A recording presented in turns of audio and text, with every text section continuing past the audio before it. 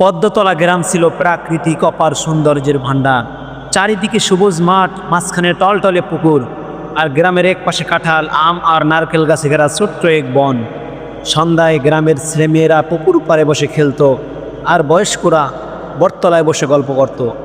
গ্রামের মেয়ে রুমা ছিল খুবই প্রখর মনের। সে ছোটোবেলা থেকে গ্রামের সৌন্দর্যে মুগ্ধ ছিল।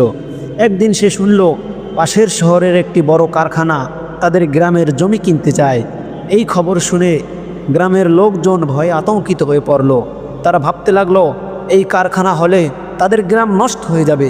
রুমা সিদ্ধান্ত নিল সে কিছু একটা করবেই। সে স্কুলে শেখা পরিবেশ রক্ষার বিষয়ে গ্রামের মানুষকে বোঝালো।